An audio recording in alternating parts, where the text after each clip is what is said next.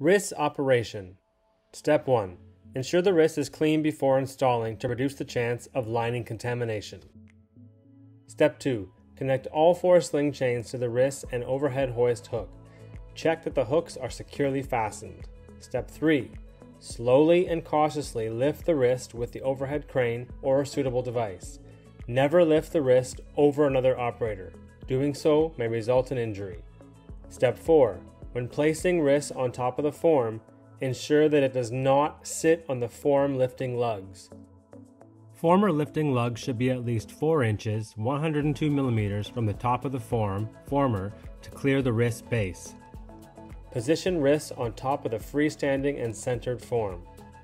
Important note: the RIS must sit level on the furnace form. If not, the floor material is not level. Remove the former and repeat step 19 of floor vibration operation. Rescrape the floor material until level. Step 5.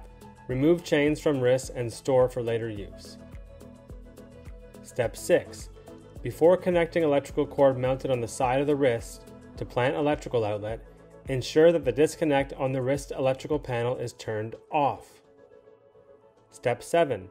Inspect working area and determine safe area to hang electrical cord 10 inches, 254 millimeters above the side of the hopper to ensure it does not encounter the forks during lining. The wrist must freely rotate around the annular area and not become entangled in the cord during rotation. Step 8. Turn disconnect on wrist electrical panel to the on position. Note: running light will now illuminate. Step 9. Press Control On button. White Control On button will illuminate. This will energize the control panel. Note: there are 2 emergency stop buttons located on the RIS. One on the control panel and another on the opposite side of the RIS. To activate, press the button to cut the power to the RIS. Once activated, the button will remain depressed. To deactivate, turn the button clockwise and pull.